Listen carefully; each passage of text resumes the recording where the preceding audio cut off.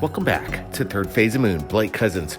It's incredible. Countdown to Disclosures, getting 5-star ratings, the platform of the information that's coming out on all streaming services. Countdown to Disclosure.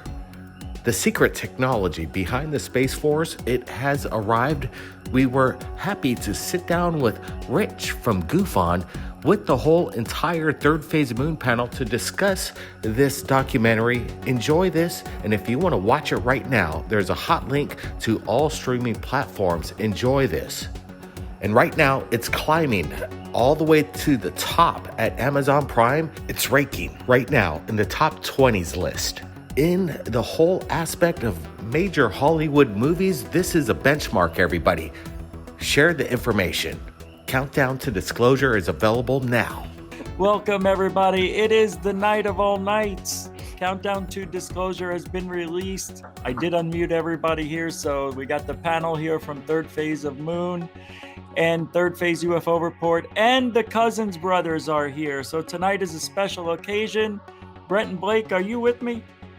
We sure are. You're coming in loud and clear, Rich. I like the new mic you got. Yes, I got my little baby blue right here, the new Yeti microphone. I don't know if anybody can hear me. There seem to be technical issues in the beginning of this. I was playing the music and everything. It came through for 4 seconds. And then I don't know what happened after that. So no music there. Everybody in the chat room saying they hear voices. Okay, so welcome, everybody. We got the panel here. Brent and Blake Cousins, they're here. They're hiding behind their special report, Third Phase of Moon banner. So I'm glad you guys are here, though. So they dropped it on Amazon. It's finally here. We've waited. So how's it going today, guys? It's doing good, man. Doing good. We're super excited. Absolutely. Countdown to Disclosure, the secret technology behind the Space Force. It's available right now, like you said, on Amazon Prime. We got it on iTunes, Apple TV, Vimeo, other streaming services. Go out there, find it, watch it. There's a lot of information in regards to what's going on right now, what's happening. What does a president know? Does a president even have the access to some of these programs? All of it's all discussed in this documentary, and we're so excited that it's out. I know the panel's here. Everybody got to look at it, and I'm glad that we were able to collaborate with Doc Skinner on some exclusives via Jim Goodall and how they ascertained Bob Lazar for the documentary. And then, you know, Dr. J and GoofOn, they've been watching our cuts over the past year as we've been working this documentary, giving us some advice, some tips. So appreciate the kind insight and the commentary and suggestions on how we can make this the best UFO disclosure documentary the world's ever seen.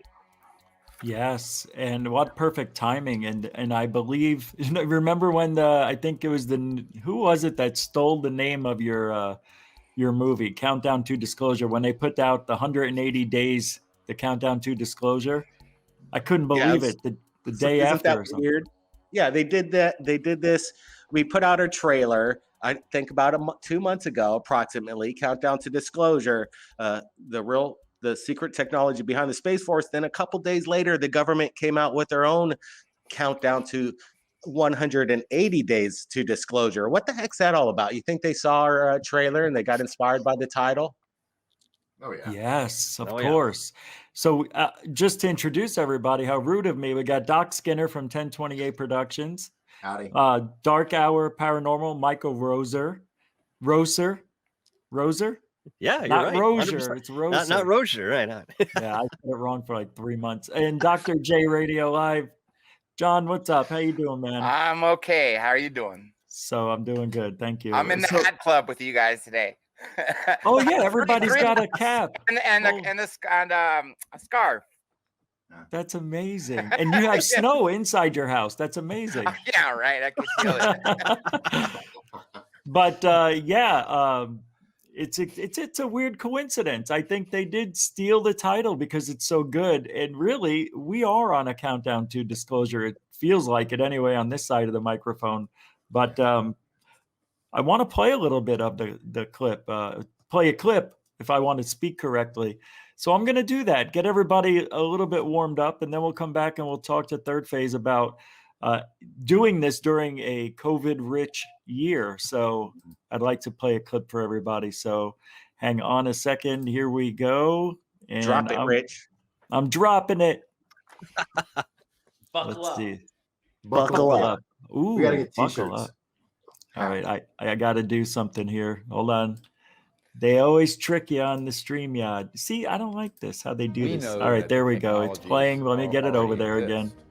That See, they got Greer talking. I haven't done StreamYard in a month. Hold on, I'm lost.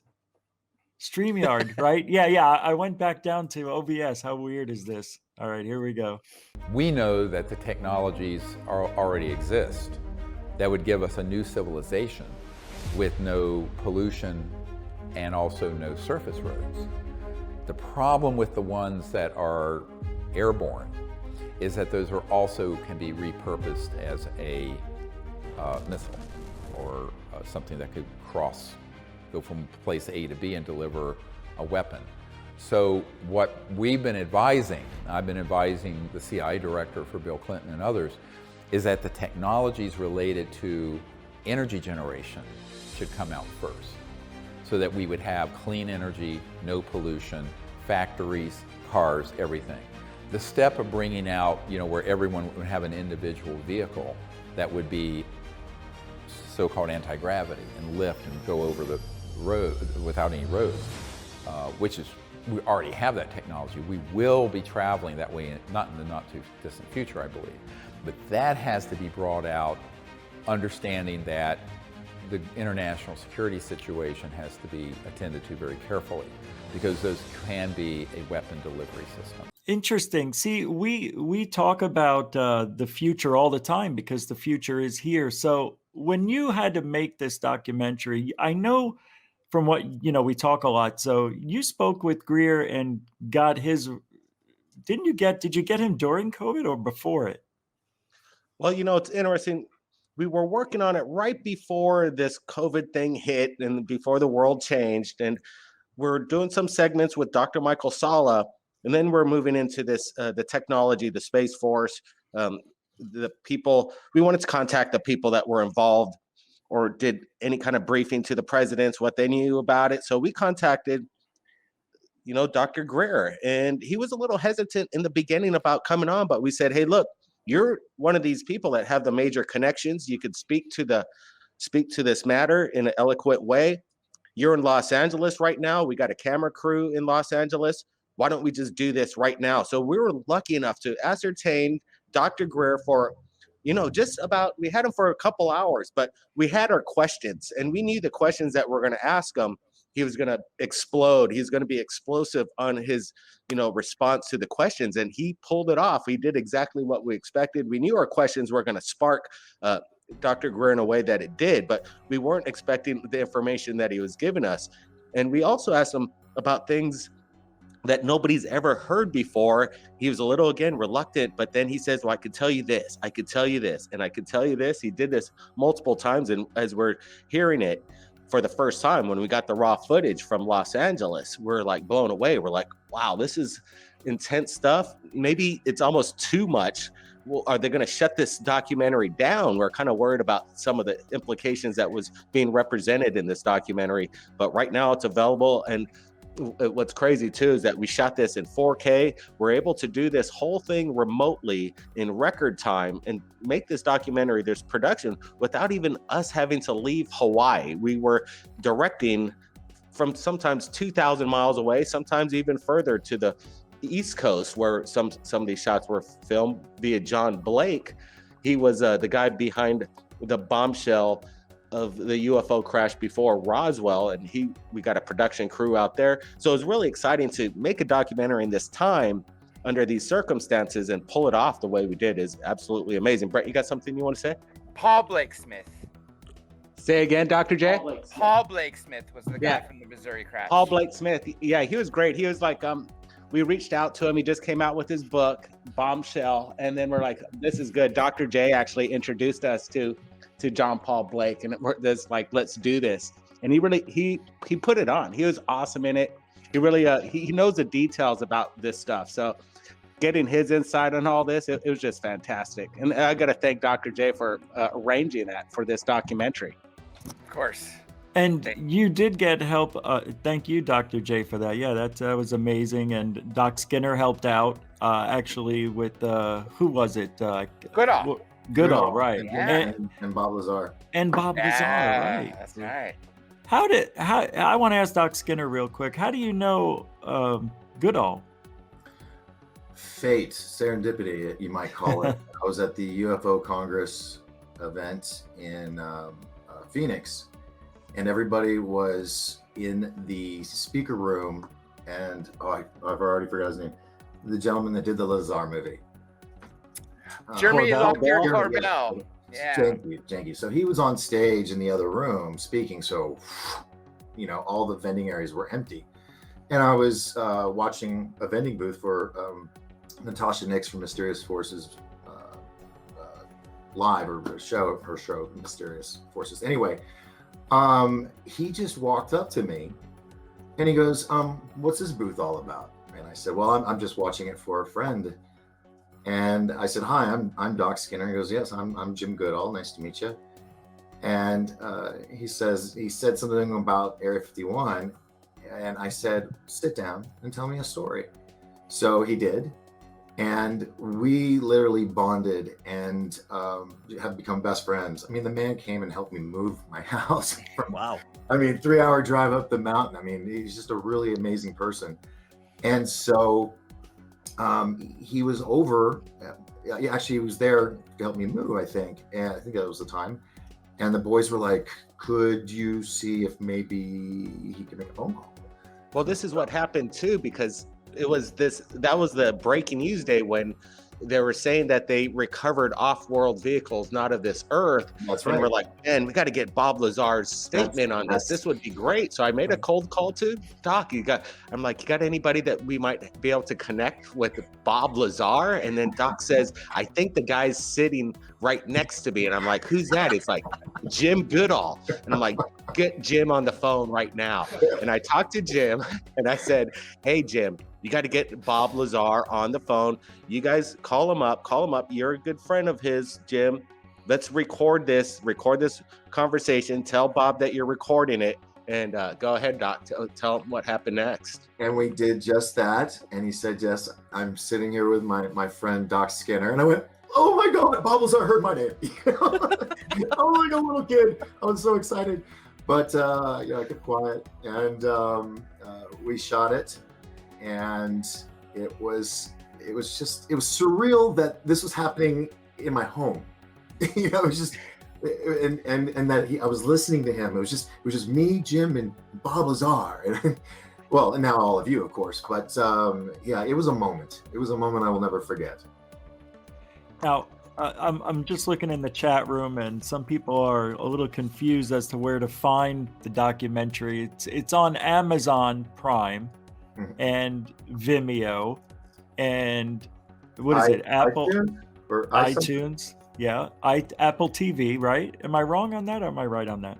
You're right. I'm dropping the link right now. Let's see if it's in the chat room. It should be there. Okay. It's available in 4K, we shot this whole thing in 4K. It was a massive project. We shot it on a Blackmagic camera, and to deal with these high imagery, the size, the files of this, it was a monster of an edit, but we're so glad that we shot it in 4K. It's a beautiful picture when you watch it in 4K. We're so stoked that Amazon is streaming it in 4K. It's amazing. What's amazing is that you were able to direct people across the whole, across the oceans. Yeah, it's amazing that you actually got what you wanted. Was there anything that was left out that you couldn't get into the movie that you wanted? There was a scene with the character, and I'm not going to say his name. We went ahead, and Doc Skinner went out to his home and filmed a segment for the documentary. But once he saw the documentary, he realized it's such a hot topic, so controversial, and so much information that was a little sensitive.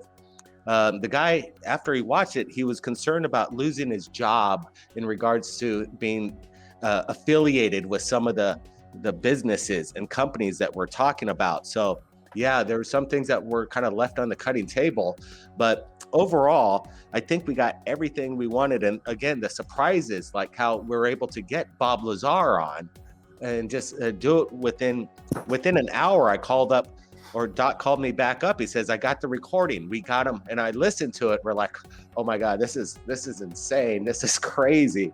And that was just amazing that we're able. And then what was great too is Dr. J had a historical interview with Michio Kaku, and we're able to get Michio Kaku some statements in regards to a question that we asked via Dr. J to Michio in regards to what he thinks of these the Tic Tac technology. And pretty much there's this consensus, and I believe it. And I think everybody's going to walk away from this movie realizing that our government may not have the technology that's being hidden from the president. I think it's a private corporation that ascertains all the tech, and they don't have to share it with anybody, and they can hold it to themselves. There's no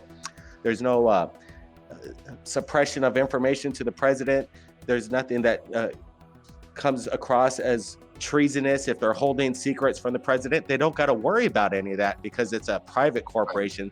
They don't have to follow these rules as the government would if they wanted to suppress information from the president.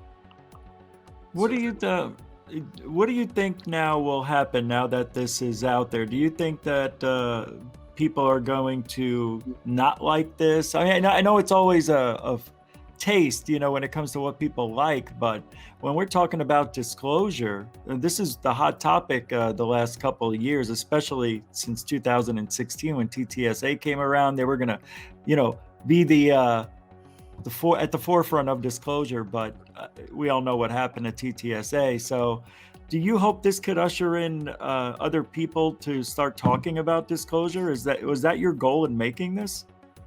Yeah, I think our goal was to be representative of what's going on right now in regards to the Space Force, the technology, all the Tic Tac, all this disclosure that's coming out from the Pentagon, and wrap it around all that, as well as the AI possibilities and this quantum computing, and formulate it all into this one project. And I think there's some things in this documentary that are kind of mind-blowing, especially some paperwork that we reveal in the documentary via Jim Goodall, having a signed letter coming in from Ben Rich, the head of Skunk Works, talking about some incredible technology that they're able to do what you see in the movies like Star Wars right now. It's not a dream, it's not fantasy, it's reality, and it's been like that for quite some time. The only thing that I think people will be disappointed in is that they're going to realize at the end of this documentary is that there's technology right now that could help this world and make it a better place overnight, immediately. Right. But there are some concerns, like what Dr. Greer brings up in the documentary, and how some of these technologies could be dangerous and detrimental and weaponized. And there is that possibility and things of concern you got to think about as well. So Greer brought up some good points, but he, like that clip you just shared, he said, the technologies of this kind of situation need to come out first. And I 100% agree. Give it to me right now. Did you see that clip with Back to the Future? Who wants one of those things? We got that right now. Let's buckle up, guys. Let's do this. Well, I want to switch off of Greer and let's talk about Sala. Actually, I'm going to play the clip of him talking just a little bit. I've got about a 2-minute clip here, so I'm going to play about a minute of it. And I can't believe you got him in here too. It's amazing that you were able to get him. He's been in other, what do you call it, documentaries of yours, right? Well, he lives on our island, so we're lucky enough to meet up with him. But I thought this was one of our better interviews with him, because he brought a lot of information in regards to a source, a whistleblower, about where this Tic Tac is being manufactured, the technology behind it. And I thought that was mind-blowing. He actually names the exact military base where this is being designed and by whom. It's crazy. Man. All right, I'm going to play the clip here then. So here we go with Sala. I think extraterrestrials are watching our planet in terms of how we deal with these problems, in terms of artificial intelligence, and whether we go down the track of automating all our most advanced technologies with artificial intelligence. Because if we do, then we become a threat to them. Because as far as I understand it, many of the extraterrestrial races are very careful about artificial intelligence because there's a danger. Because with artificial intelligence, once you kind of reach the singularity point, and artificial intelligence basically is able to start building more intelligent AI machines themselves. They don't need humans to do that anymore. Then they don't need us. And this is something that has been a big problem out there, according to insiders, contactees who have been communicating with extraterrestrials, that once you reach that singularity point, AI becomes a threat. So how are we going to deal with that? Are we going to allow artificial intelligence to start self-replicating once it becomes so advanced and it starts to build automated craft or automated synthetic beings itself, thereby threatening us? And extraterrestrials are wanting to see which direction we go because they had to navigate that kind of danger themselves. So how are we going to deal with the singularity, man? That's an interesting point he brings up. Once they get to that point of intelligence, what's next? Do they attack us? Yeah, but how will we know where that peak is? Thank you. I'm Yeah, freaking right. scared of that. And Yeah, what if we're already there? If we knew where that was, I think, did he say, or did I hear somewhere else where they were saying other races are smart enough not to let AI get out of control because they know what will happen. So I'm not gonna say we're the most smartest thing in the universe, but how do we locate that spot where, okay, if they go beyond this, we're screwed. So we gotta keep it below this line. How do we know that? I mean, how do we deal with that? The only way you know is when they start talking back. Michael, you've been a little quiet. Sorry I didn't get to you sooner. No, but what you want to add something to that? Yeah, based on what Doc Skinner is saying here, it's a really interesting point. How do we know? Because to me, when we're looking at the artificial intelligence progression, it seems very empirical on some levels, wherein they're just experimenting to see what they come up with and then working to do something more based on that conclusion. So they're sort of climbing up a ladder to which they don't know where the top leads, but they just know that they're going up. And, if there are other extraterrestrial or terrestrial species somewhere that have gone through this leg of evolution and survived, they also knew the dangers of AI. And I believe that this is technology that eventually, and physics and so forth, the science behind all this, that we do eventually get to a point where we start to understand some of these things if we choose to.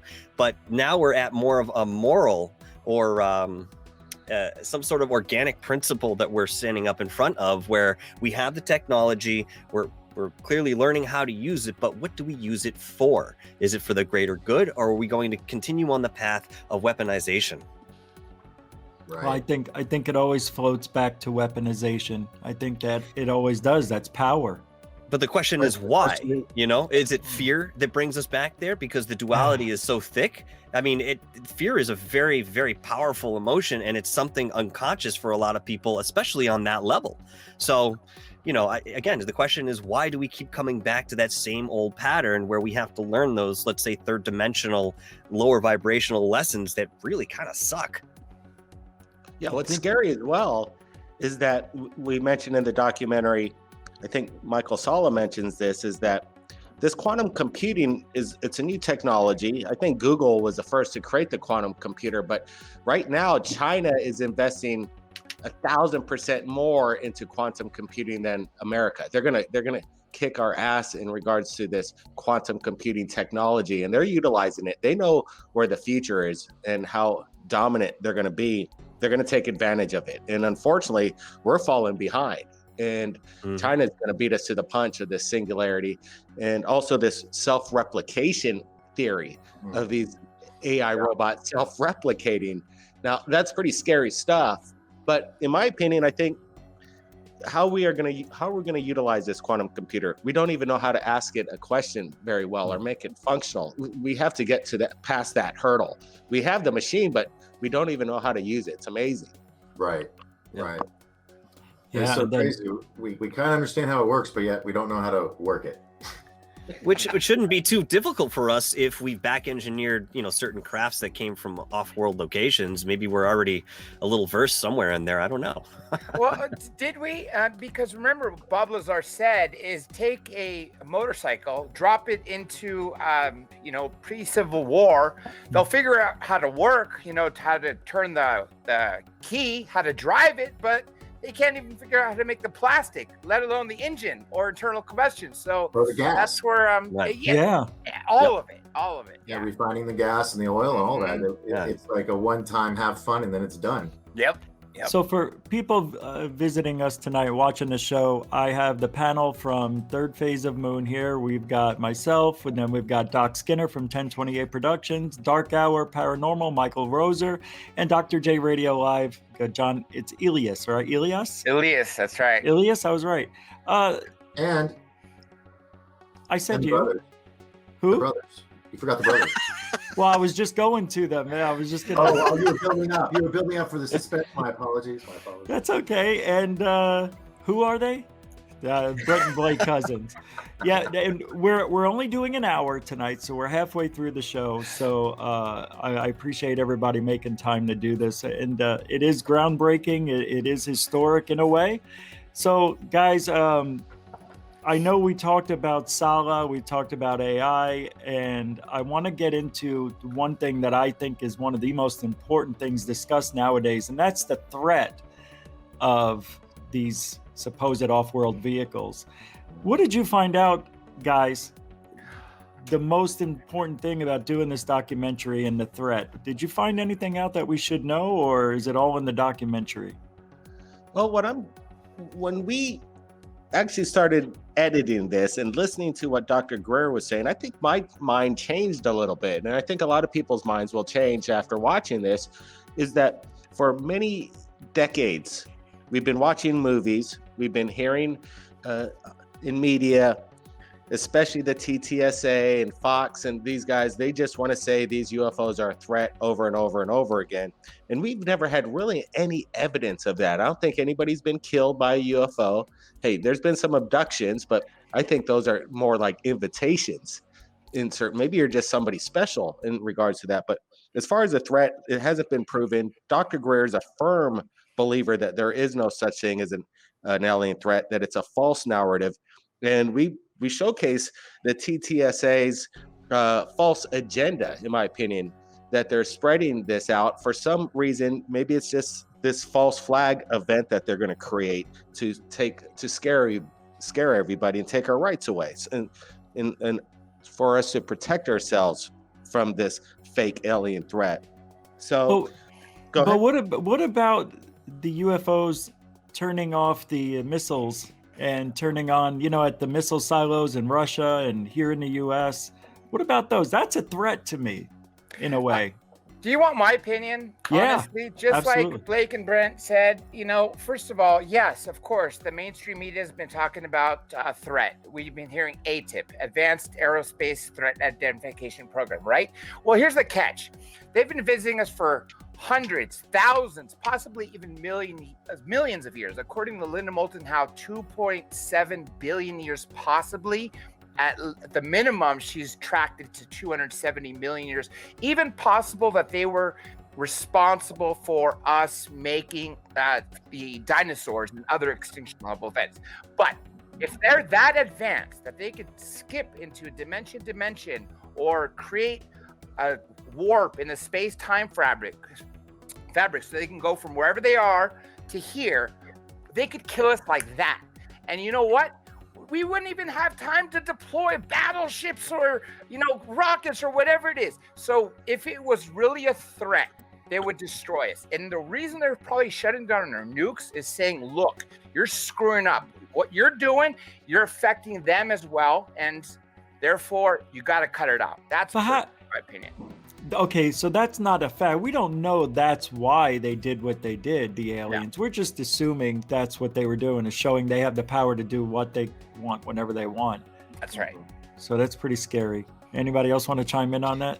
Well, I mean, essentially, if that's something that they're capable of, what real safeguard do we have against that sort of action again and perhaps something further. I mean, it really kind of disarms us and makes us a bit powerless, the way that a parent takes away, a certain toy from a kid so they don't harm themselves. But again, yeah, we are kind of, using some subjective reasoning to decide, why they're actually disarming. But, keep in mind that there are a lot of different sources that talk about this sort of integration or at least contact with extraterrestrials, and some of the more right-brained interpretations talk a lot about that, sandbox theory, or that they might be interacting with us at that very critical moment where we're going to not only affect ourselves negatively but also them in a very adverse way.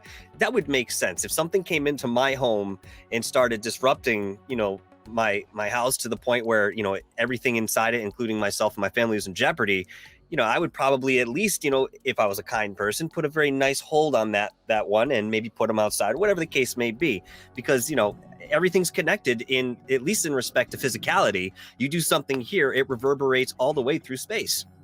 Great question from Joe Monk in the chat room. Maybe the nukes are a threat to the aliens. Could that be something that they're worried about? Possibly. I mean, if it does something on a multi-dimensional, that's what I've heard through the years, that is why they came and made their presence known, was right after the first atomic testing, or atomic bomb testing. As a matter of fact, in 1945, when they tested at the Trinity site, now there's a picture where you see a disc literally right above the mushroom cloud. So they were there the moment we first detonated our first nuclear bomb. I mean, really what if setting off a nuke literally can break that veil between this dimension and another? Good point. It definitely has the power to do that. Sorry? Yeah, using a nuclear weapon to create that kind of immense energy, I'm sure it could, affect even an alien craft, even its technology with their fields or whatever they're using to traverse time and space. Yeah, I'm sure nuke would have an effect on a flying saucer. What I think is interesting on how Dr. Greer kind of nails it with it. He says, and even Michael Sala brings in, this technology is being created from reverse engineered alien technology. So there's a threat, maybe not from the aliens indirectly, but more so our technology reverse engineering it. And that's what Dr. Greer talks about, how this technology could be used as a weapon. Imagine turning your vehicle, your car, and it could use it as a projectile and push it towards anything, a city going 30,000 miles an hour. Imagine the damage it could do under those circumstances. Before I play the clip about the threat, for the Cousins brothers, this question: how hard, if you were to rate this documentary compared to any other movie, well, I'm not going to say movies, I just want documentaries, that's all I'm talking about. How hard would you rate this compared to other ones in making it? Well, there's a lot of documentaries out there. Some are hits, some are misses, and there's a lot more misses out there than hits. I'd have to put it up there in probably the top 5 documentaries in regards to this kind of topic out there at this time in history. Well, I mean, from what I wanted to ask was about you. How hard was it to make it compared to your other documentaries, just because of COVID? Oh, well, it was very hard. Physically, it was challenging. The editing, the logistics, and putting it all together with all this separation that we've been all going through. It's not easy, but again, we were just dedicated. We wanted to get it done. We wanted to get it out, so it's representative of the time right now, and I think we accomplished it. We worked, I think, 18 hours a day for almost 3 weeks straight. We didn't stop, and by the end of that, we were finished. We had our product, and we were totally blown away by what we did. It was really fun. We're showing the clips as we went on to Dr. J, to Doc Skinner, yourself, and you saw the progress that we're doing, and you guys are motivating us, because I think you guys were liking what you were seeing, and after your reviews, we knew we were on the right track. So we wanted to make it in a way that's totally entertaining. It's almost like it's almost like a documentary action film, the way it's edited. It's almost like every 3 minutes of this is like a 3-minute movie trailer that you'll see. That's the dynamic we want. We wanted to have it to be. We wanted it to be a powerhouse, an experience, something that kind of keeps you going, this constant roller coaster. And yeah, it was a lot of fun putting it together. It was, like I said, physically challenging at times, but our goal was accomplished 100%. Didn't you hurt your back? Yeah, I did. I had to readjust my editing system. I had to stand up while I was editing, my back, my shoulder. Yeah, a lot of fatigue once you start editing for that many hours at one time. Yeah. But yeah, it's a making movies, making documentaries. It's no walk in the park. It's not easy. No, but you did it with the help of other people instead of you behind the camera most of the time, right? So that's got to be frustrating in some ways too, I would imagine. Yeah, to remotely direct, it's interesting because we told them exactly what we wanted. We had 2 cameras, we had tracking systems. We told the people on the ground that were filming it, this is what we want.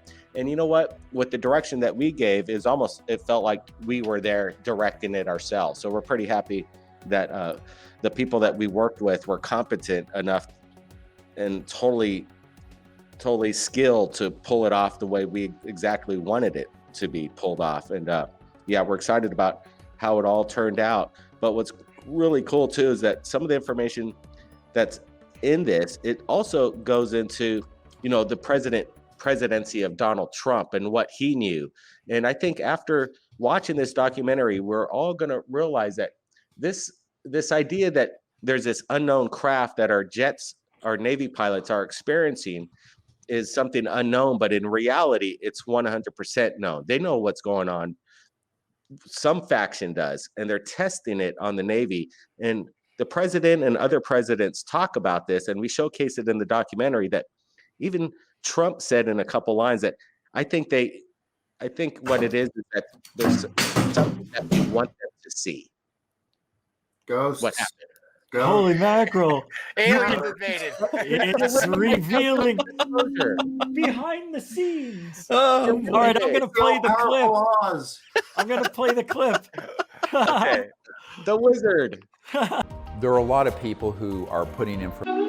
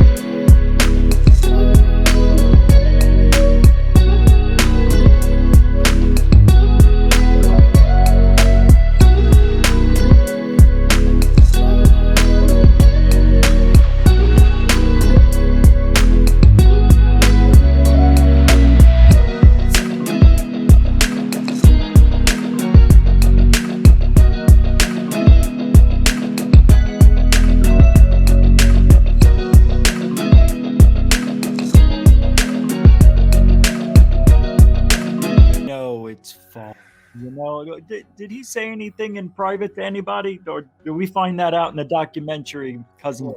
I don't know. You were the one that personally interviewed him down in the valley, remember? How was that being the first big interview? Yeah, I'm putting you on the spot. That was amazing. Yeah. Interviewing Greer. Remember when I almost fell over everything and you saved my life in front of 50 people? I was tripping over the bags, the cords. Greer showed up. It was a funny story because I was up getting our VIP passes, and all of a sudden Greer's there, and he's not supposed to be there yet, but he came a few minutes early. And then I hear, well, I hope your buddy gets here soon. And I'm like, I'm right here. He was saying that to me, and then yeah. I'm like, oh my God. I was like this.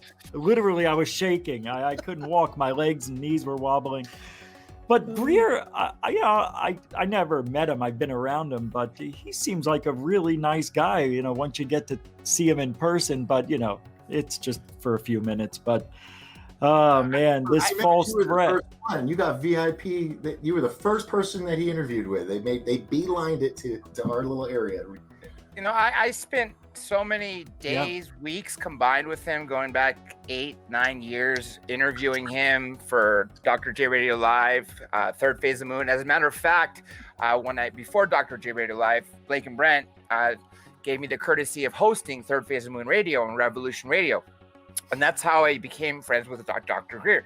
Every time he came to Los Angeles, he would call me and we would hang out at wherever he would go speak. So he's really a down-to-earth guy. Now, as far as information, I got to say I'm neutral on that because I've heard from some of his adversaries, hey, he doesn't know the right people or he doesn't know the people that he claims he does. But on the other hand, he names people, directors of CIA, people close to the president. And even though I know people close to the former president and other people in the federal agencies, I can't confirm that, but that does not mean that Dr. Stephen Greer does not know these people and is not telling us the truth, because he's the only one that's not preaching a threat. He was also hanging out with the Rockefellers. That's right. That's right. Yeah. The Rockefeller. Lawrence Rockefeller. And the Clintons. The Clintons, they all met at the ranch. And I guess he was offered $2 billion to stop what he's doing. Who's going to turn down $2 billion? Dr. Stephen Greer. He says with a B. It's B, I know. It's crazy. Unreal. Well, that shows the character of Greer. A lot of people, there's a lot of people trying to this day, make Greer look bad. And, it's just ridiculous what people are doing. And that comes from the people who are saying it's a threat, which is really frustrating to me because I haven't seen any evidence that the aliens are a threat, but a false flag alien invasion, that's a little different than an actual threat, Absolutely. Fear is the ultimate control mechanism. Fear and violence, sadly. Yep. He also talks about how he was mentoring Tom DeLonge. And what's interesting is I think Dr. Greer's done more for ufology than TTSA 100-fold. I think Third Phase of Moon's done more for the ufology world than TTSA 100-fold by a long shot, bringing the evidence forward. And then apparently Tom DeLonge was picked up by these other agencies and corrupted in their own way. And this false threat, the media just wants to hit it and blame these blurry stars, these videos that represent nothing, and blame it on Russia and China when there's no evidence of that. Why do they keep doing this? It doesn't really make much sense to me. But what makes sense to me is that we know for a fact the major media doesn't want to touch our evidence. They don't want to deal with the public because what we're presenting is not a threat. We're presenting just evidence, and what it is what it is. Nobody's getting hurt. So I guess the media is not interested in the real stuff. They're only interested in this threat-based narrative, which is totally false, in my opinion. Mm-hmm. Yeah. So what does that mean for the future of ufology now? Where are we heading?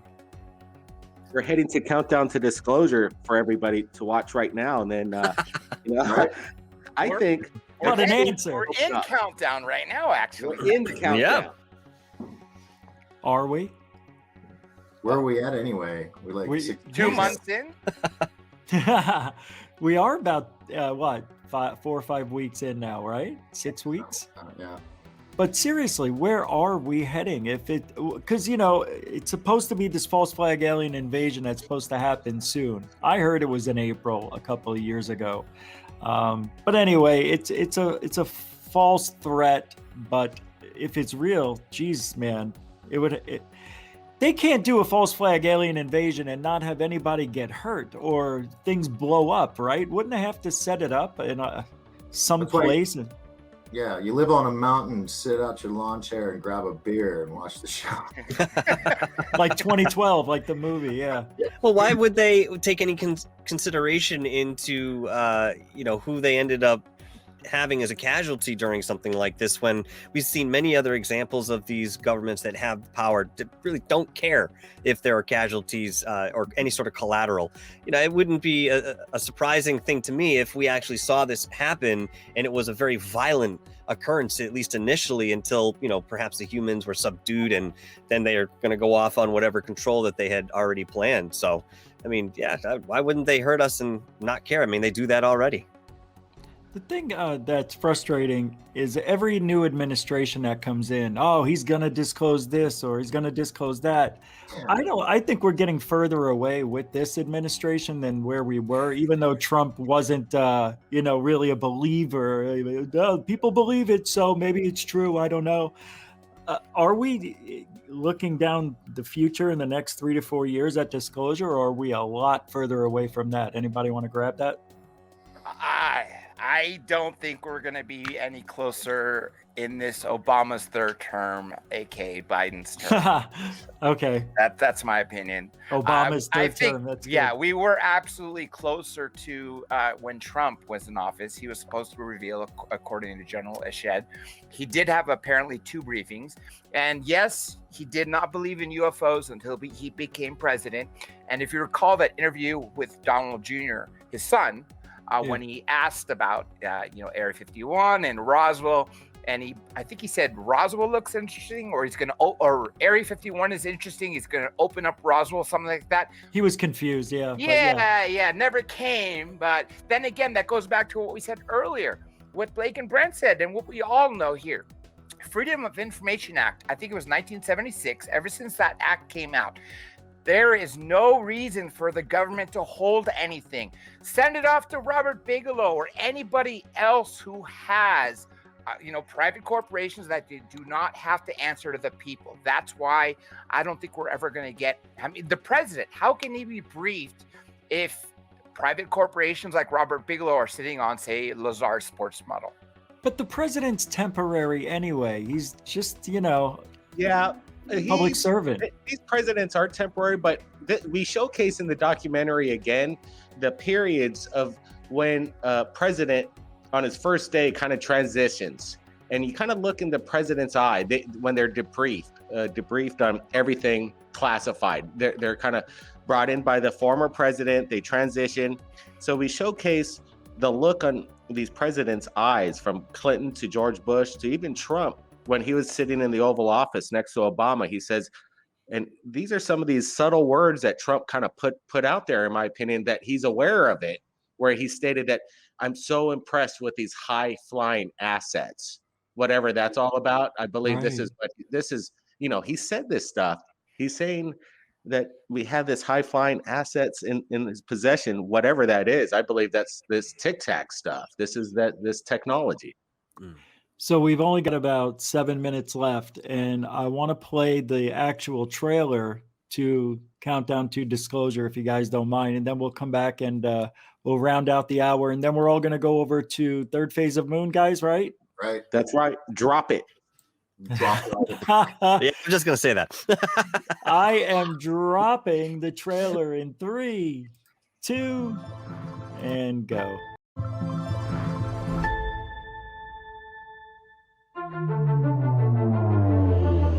I think it's terrifying. This seems potentially like one of the biggest stories of my lifetime. And I don't care if it's about UFOs or whatever you call it. Something that we don't understand is getting very close to our military aircraft. The technologies related to energy generation should come out first. This hybrid aerospace underwater craft is able to basically generate an electromagnetic field. It is President Trump's belief that the United States must remain as dominant in space as we are on land and sea and the air.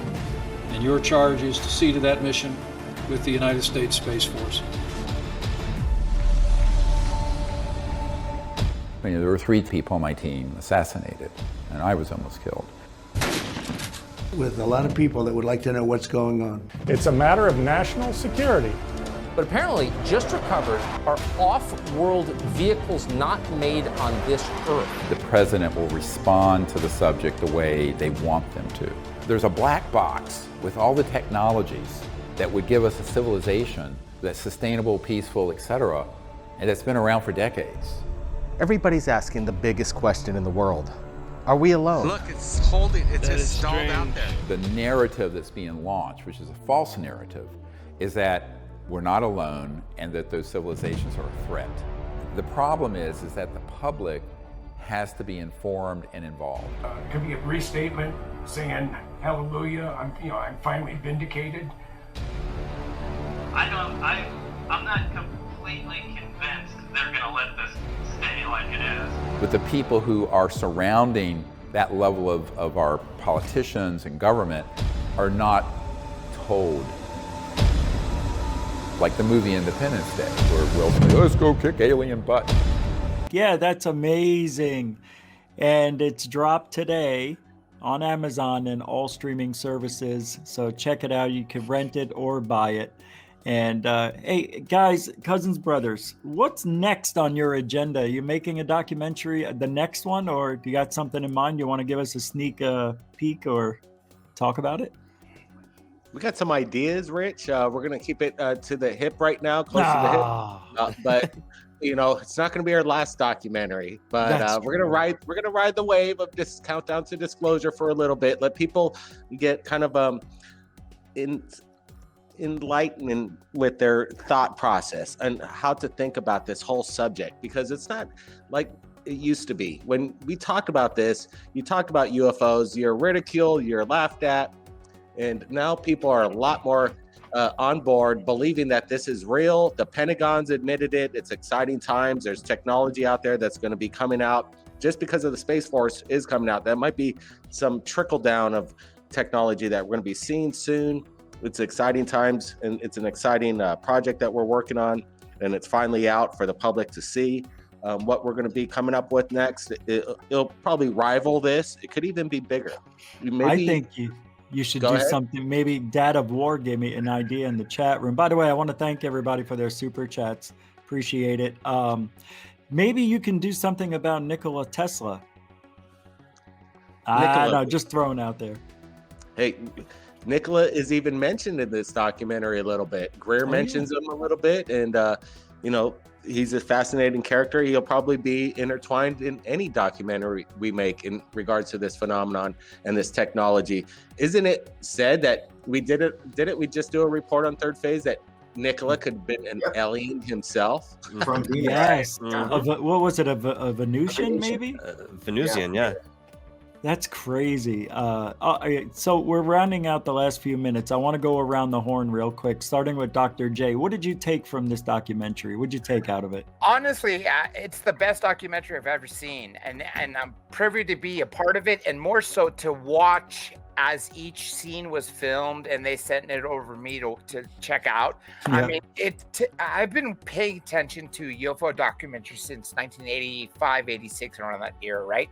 Going back to even earlier than that, when the first documentary started to hit, I think the first one the first one that was made that I saw was 75. 2021, this day, February 16th, this documentary is hands down the greatest, and I'm so glad everyone out there is able to finally watch it. Michael, Dark Hour Paranormal, what'd you take away from the documentary, sir? So this documentary is the most relevant documentary for its time that I have ever seen. Many times people will put out a documentary on UFOs and sightings, and they're going to reference everything all the way back to Betty and Barney Hill, and we're going to build up there. It's just a rehashing. This is a bright new perspective and really a good look inside of a keyhole that we all know is there, but this is that periscope that you just stick through, and now you can see a wider vision of the technology that we do have, and get you really thinking about what implications that could mean, or what it could have, and how we might utilize that. Because again, it's not going to just be a handful of people who utilize these technologies. It's more than likely going to be all of us, in the way that we all carry a cell phone now. So this documentary, again, is incredibly relevant for the time and is incredibly explosive in terms of the information that it presents. And I can't speak enough or more highly about this particular documentary. I agree with Dr. J. It's the best one I've ever seen in my entire life. I'm pretty sure we all feel the same way about that. Doc Skinner, 1028 Productions, what'd you take away from this documentary, sir? Well, darn it. They said everything I was going to say poetically as Dark Hour because, you know, I'm really good with words. But no, it's, I hear redemption in my head. Like, yes, it's, you know, things that so many of us have been, like you said, ridiculed and hated because we knew this was real. And now it's coming to fruition. And because it's been in the mainstream, more people are going, well, shoot, maybe I should pay attention to this. So it's all a part of the awakening, in my opinion. And it's just so bleeping awesome that I get to be a part of all this with you guys. So thank you, cousin brothers. You guys. Yeah. Likewise. Thank you. Times two, because you both look alike. Hey! Hey! Thank you. There you are. You just made Blue Chicken's night. There's only one of them, and there's AI, right? Brent, you're the AI? Yeah, AI right there. Oh, I love it. Guys, Brent and Blake, what do you guys... okay, we already talked about everything, so with a minute left, what do we got coming up in the future with you guys? Anything you can share? Or maybe in the next few minutes, what are we going to see in the next few minutes? Well, in the next few minutes, everybody go check out Third Phase of Moon. We've got a special report on Countdown to Disclosure. The whole panel's involved. There's some sneak peeks in there, and we're discussing the whole ramifications, the implications of the information you're going to hear in Countdown to Disclosure, the secret technology behind the Space Force, much, much more. So right after the show, when this is done, go check out Third Phase Moon. We got an exciting episode. Everybody, check it out. The movie's available worldwide. Rich, I appreciate the whole panel too. You guys, your review of the movie, I'm humbled. You guys are saying it's the best documentary you ever seen. Wow, that's amazing to me. Yeah. It's absolutely phenomenal, and everybody should go check it out. It's on Amazon. Countdown to I almost said destruction from Megadeth. Countdown to Disclosure. Megadeth. Brent and Blake Cousins from Third Phase of Moon. Go head over there in about 20 seconds. And thanks, guys. Thank you, panel, for hanging out with Goof On tonight. And we'll see you tomorrow night. Thank you, everybody. Appreciate it. Thank you. Bye. Thank you. Bye, we'll see you guys. next time. See you next time.